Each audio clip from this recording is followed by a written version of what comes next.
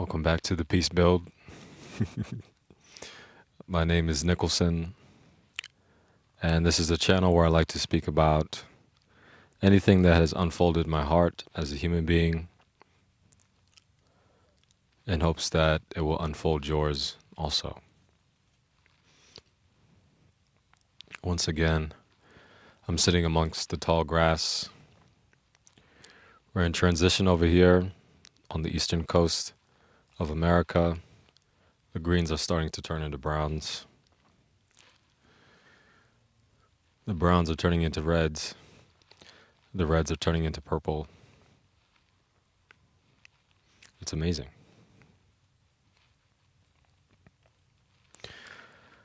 And one of the most amazing things about being alive, being human, is that we can experience love at a deep level. The last episode was the first one about this chapter of uncovering love, which is also uncovering cohesion. It's the same thing. The first one was essentially about the alchemy of conflict resolution, about how you really can only come to peace if you handle conflict, just as you really can only come to wealth if you handle poverty. You can only come to long hair if you handle short hair, and so on. So this continues the theme of how to uncover this amazing feeling of love in such a conflict-ridden world.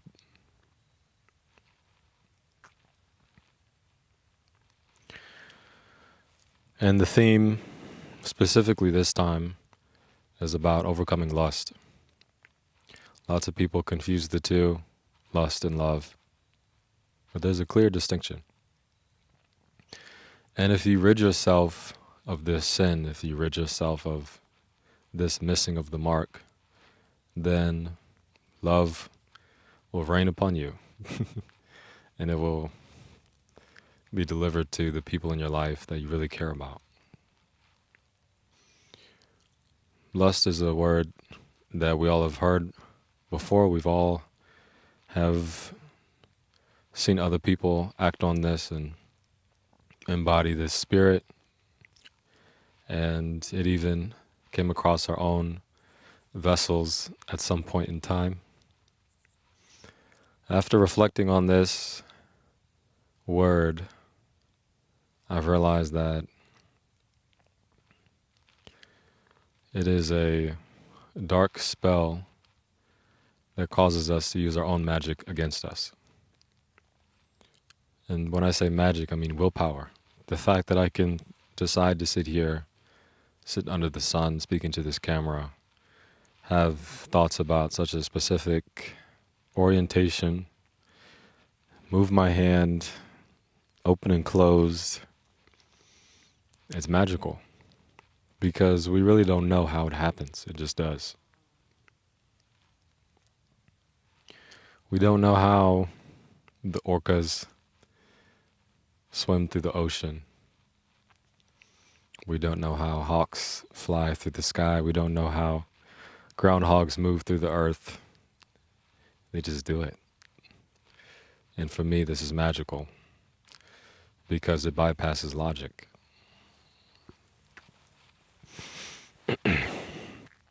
So, if you develop a huge appetite for something, an insatiable hunger for something, this is lust. And now your willpower, your magic that you could use on many, many different things, now you have devoted it to something that really can't satisfy you. That's the whole trap, is that we are putting our energy into something that is malnutritious. It doesn't actually work.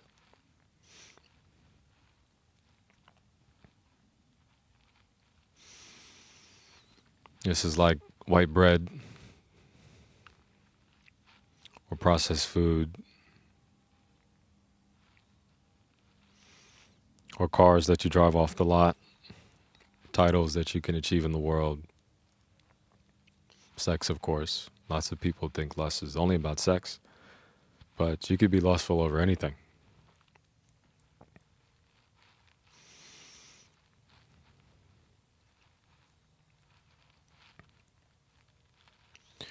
It's a matter of choosing the right fuel for you as a human being, the right food. Long time ago, a wise man said, "Let thy food be thy medicine." Hippocrates.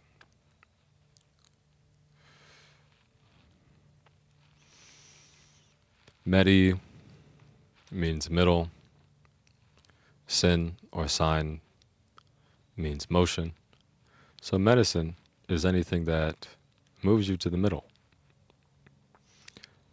And if you eat only medicine, if you consume things, if you be with people, if you have states of mind that only move you to the middle, now this insatiable hunger will be satisfied. Because everything in life is trying to come back to the center. The only reason I'm intact right now and you're intact over there is because more of you than not is at equilibrium. If more of you was out of equilibrium, then you'd be gone. You just can't exist.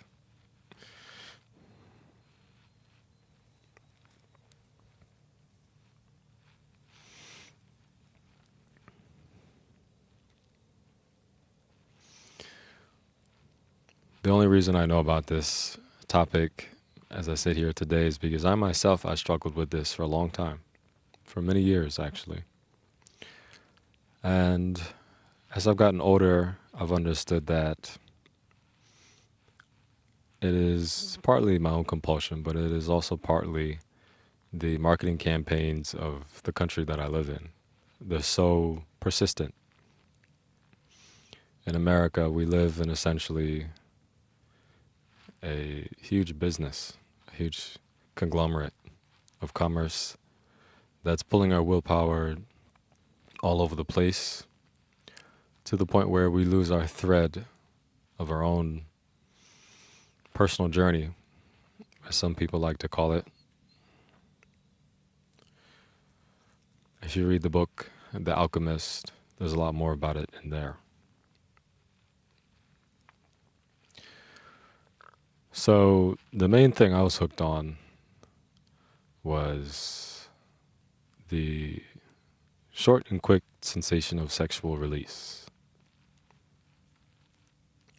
And this is because the opportunity to do that is just right there. And there's advertisement about it all over the place. There's a rhetoric that's saying, oh, it's not that bad. It's actually healthy for you. But at this point in time, me practicing semen retention and celibacy, I can tell you with 100% certainty that it is a fool's errand to think that sexual release is a sustainable way to live your life. To go after a short-term reward that moves you out of balance. To use your energy to acquire something that is not medicinal. That's one of the dumbest things you could do.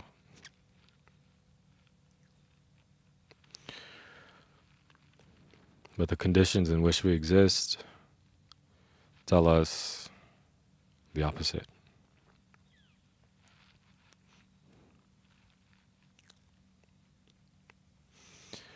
But that's okay because the soul always knows which way is up. The soul for me is an amalgamation of myths and vibrations. And if you spend enough time in a medicinal state, in a meditative state, you will see that there is a thread that connects you and your highest destiny. And it has nothing to do with lust. It has everything to do with wholeness. It has everything to do with alignment.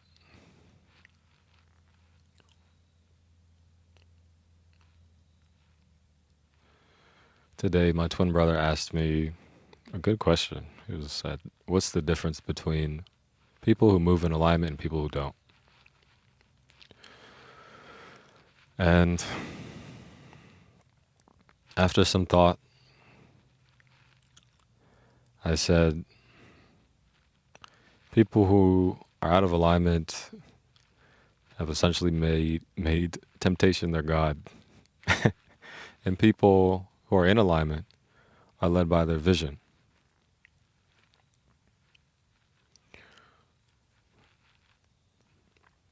Lust makes a man blind or woman blind. And it's not just that your physical vision will get blurry, which it will.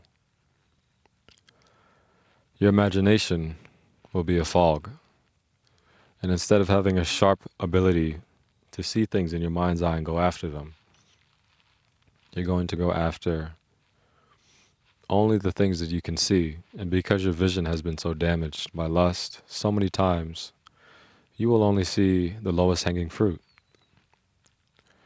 You will only be able to look a few inches above your head and see the lowest hanging fruit. You won't be able to see that there is a whole journey that you could take to get to the top of the tree where the fruit has the most nutrients and you can go on the best adventure. But the moment you give into temptation, the moment you get pulled into a tempest, you can only see a little bit ahead. And when you're overstimulated, when you have been advertised to so many times, you will only be able to see a little bit ahead. And then you can only be lustful. It's important to know that the culture in which we live in today, it is manufacturing lust. It is in the benefit of corporations to turn you into a dead man or woman. The first syllable of a corporation is corpse.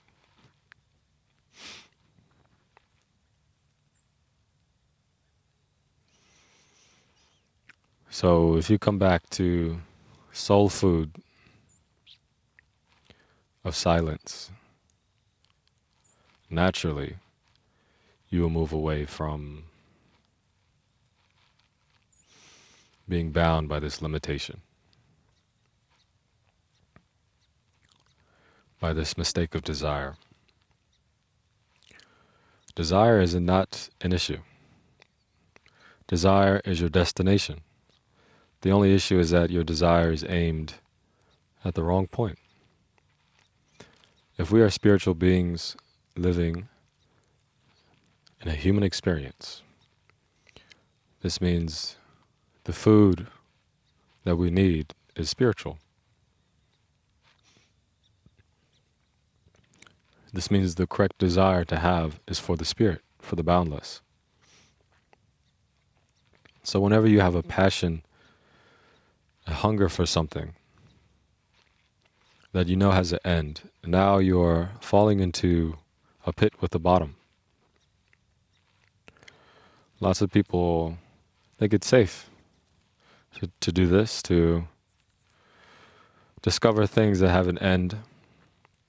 Maybe it gives you a sense of security, a sense of having a footing on earth. But truly, the safest place to fall is a pit without a bottom, an endless fall into the boundless. And once you discover what that is, then the crumbs of lust will never call to you. And even if they appear, even if you see them in your periphery, what you will have, what you will be living with, living as, will become so massive, there will be no need.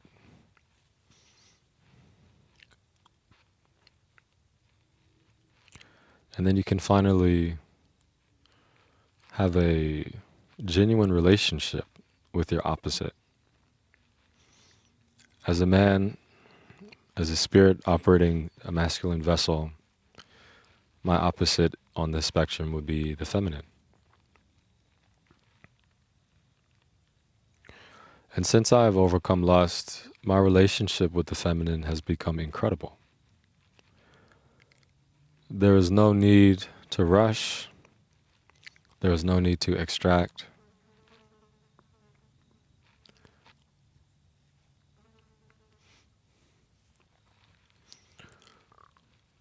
There is no need to put on a pedestal. In fact, the only desire I have at this point is simply to pay attention. Because the more you pay attention, the more you offer a coherent foundation for the feminine to blossom, the more she will reveal to you her secrets and her joy, her companionship in so many different ways. As a man, if you move away from lust, now you are moving away from being a predator. And you can see the amazing vitality of a wild woman. I've been reading this amazing book called The Women Who Run with Wolves. And they speak about how the feminine has just a wild spirit. And this is something I've seen. When you look really closely at women, you can see they're kind of a little crazy. Men are too. But we have created a society where women have been oppressed so much to the point where this dance is not expressed in the ways that it should. Really, the feminine can only see clearly if she's dancing.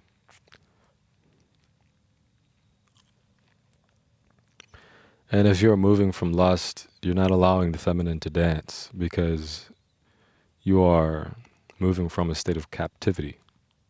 The fact that you are captured by lust now means when you see a feminine, anything of your interest, could be a car, could be a woman, could be the planet, now you want to move as a captor, as a captain. You want to control, you want to dominate instead of cooperate. And this is not a way for you to know your opposite. This is not a way for you to become whole. This is a way for you to interact at a crude level and never truly understand what it is you're dealing with. And therefore never truly understand how to live fully. If you know how to unite with the forces within you, if you know how to meet in the middle, then lust will be a thing of the past. It's not as strong as you think. The strongest thing you have, truly, if this is something you're dealing with, is your attention. You can decide where you want to put it. And recognizing that lust hijacks your attention, it hijacks your magic. This will give you a clue on the source of the issue. And whatever you pay attention to is whatever qualities will get inside of you.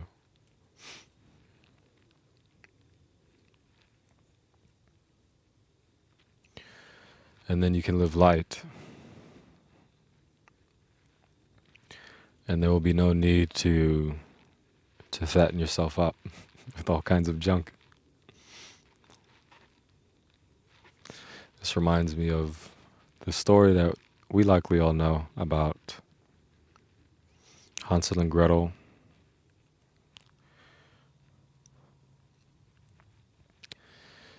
These two people, these naive people, because they were under the spell of candy, the lust of candy, they eventually, on their Wandering through the forest, they eventually came across some kind of witch who seemed very charming at first. Lust is always that way. It seems like it can do no harm. It's very sweet. But the more you explore, the more these two immature beings explored, the deeper they got into the trap of lust, into a house that's full of candy. And within this house of candy, there is an oven. And in this oven, as we all know, the witch planned to cook them up and eat them. Lust is like this. It only feeds off of you. It feeds off your purity. Hansel and Gretel is just a symbol of the naive and pure feminine and masculine beings who on both sides can fall into it. Women can fall into it as well as men. But the end is always self-destruction. The end is always you get eaten up by something. And the more you invest in this energy, the more darkness will eat up your light. And then you'll be cooked.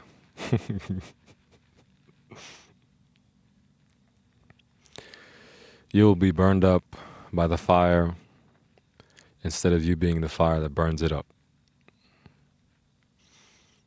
The fire is here, is your undivided attention. If, as you go through your days and you simply give this your attention, give this malnutrition a look, and you can see it appears, it's there for a minute or 5, and it's gone.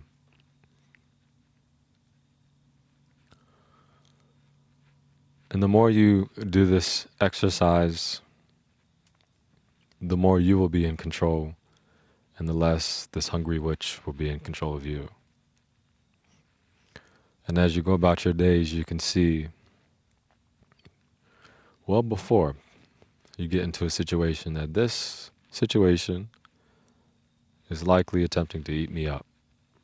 There was a person on Instagram who DM'd me about some opportunity. Well, at first it wasn't even about that. He was just getting to know me, and I was getting to know him. Very charming.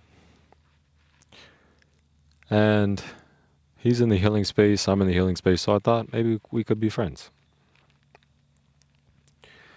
And we're talking, and then he says, I'd like for you to meet my mentor. I said, great. I'm looking to meet new people, let's do it. And the next day, his mentor sends me an invite into a calendar that would sell me into a course or online community. So it starts out friendly, but it always ends up in some kind of extraction. But if you can read the tones of who you're speaking with, because it's all music, lust is just one note of the universe. If you get to a point where your soul, your sound is clear, it's free of distortion, it's happy unto itself, then whatever darkness comes to you, you will be able to hear it. You will be able to see it. And now you don't have to test. You don't have to show your work. You just know. Another way we have been conditioned to behave in lust is the insatiable desire for information, which clouds our intuition. Intuition is something that heals you from lust because now you know more with less. You are full because you're eating better food.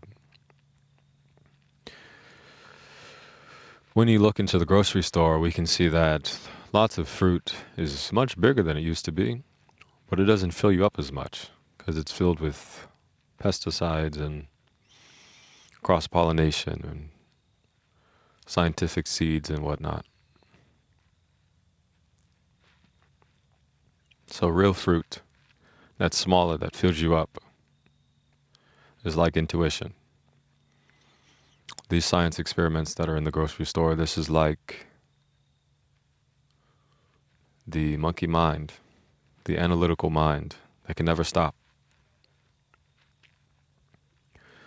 And the less you're tempted to research something, which you can do at any time, because we have these computers in our pocket. We overlook the computer here that's designed to move us towards the middle.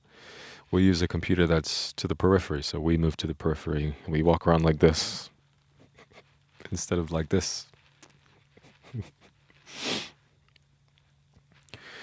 This is what will throw oil on the fire. If you already have a addiction to information and porn and food and clothes and the opposite sex, using the phone compulsively will for sure devour you at some point. Very slowly, so maybe you won't be able to see it, but this is me giving you a warning. Maybe next time you'll see it. There's truly a thread that connects you to everything else in this experience. And it's all based upon a value. If you embody a certain value, you'll be moved to a certain position of life. If you embody lust, you'll be moved to a certain position. If you embody clarity, you'll be moved to another position. It is the chessboard of humanity.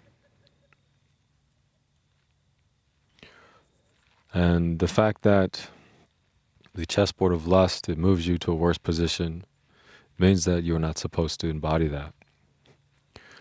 The crumbling of your life that will come from that is a redirection to living a better life. The fact that I'm sitting here is because my life at one point, I still remember the night, it was the worst it's ever been.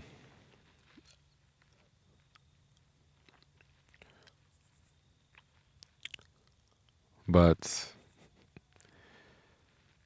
it brought me to a trampoline. It has bounced me all the way back up. It's giving me the clarity to do so. So know that if you are struggling with this is a good thing. If you're conscious of it, because on the other side of it is the upswing. You just have to stay focused enough. You have to recognize what is heating me up and what is cooling me down. What is moving me to the side? What is moving me to the middle? It's really that simple.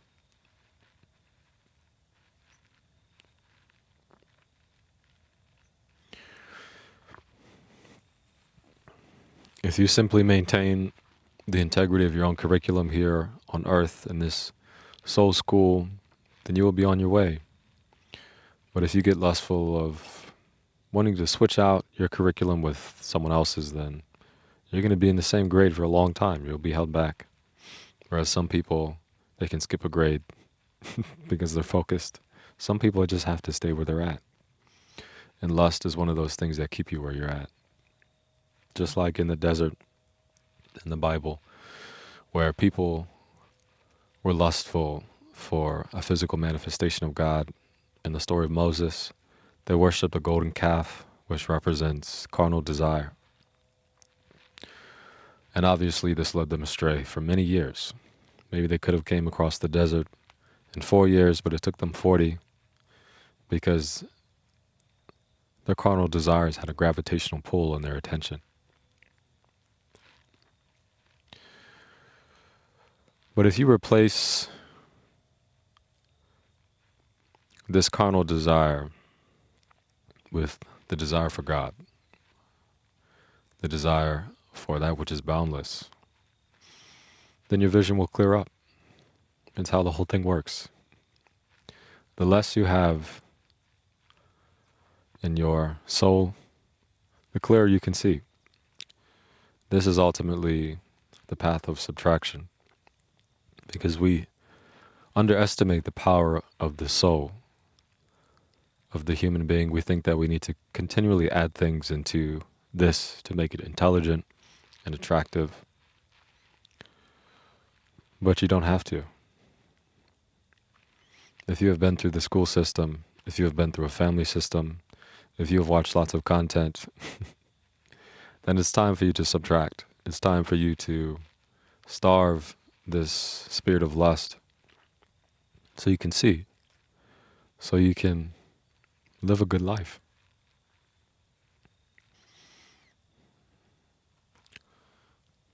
To simplify your life and trust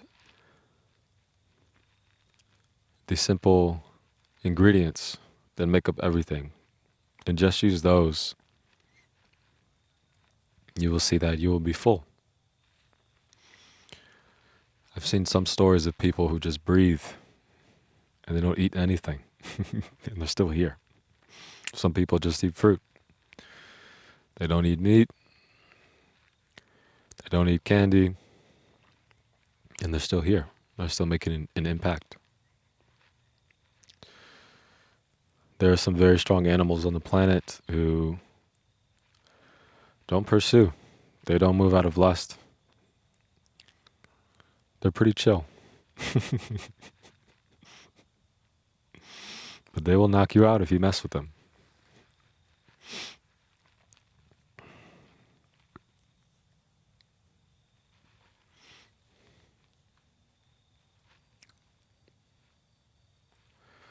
So lust is how dark spirits loot your life.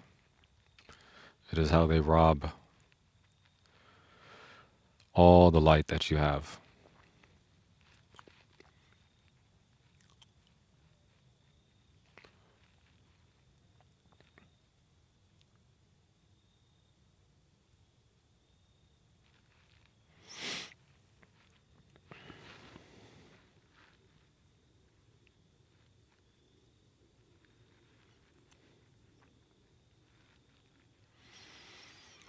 There's a force here that exists among us that acknowledges you if you move with less.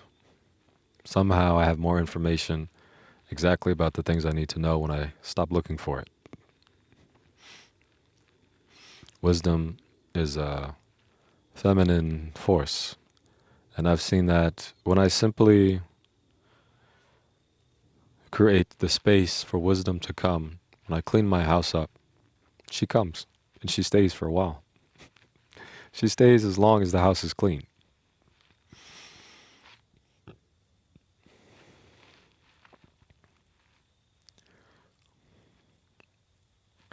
These days, even when I make notes for my talks, I hear a deeper voice and undercurrent say, don't write anything down. It's all there. When you write it down, you actually counterfeit the spirit. It's supposed to live through you as a living word. So if you are under the spell that you need to acquire information, write everything down, then your concentration will be out the window. Some people believe they are creating wonderful things in the world, but in fact, their concentration is just moving out the window. Like there's a very rich man who wants to go to Mars and thinks this is how to save humanity. Maybe not. Well, that's all for me today. Time's running out. If you're still here, I appreciate your time. I hope this enlightened you about the topic of lust, and I hope this helps you uncover the consciousness below. If you're interested in working with me one-on-one through a consultation, there will be a link below and a link above in the bio and the description. If you want to work with me for free, if you want to see if I'm a real person, so we can have a quick conversation and see if I can actually help you with your issue, There will be a link below and a link above. And this is all I have for you today. The next episode will continue about the theme of love. And I hope peace is with you and your loved ones.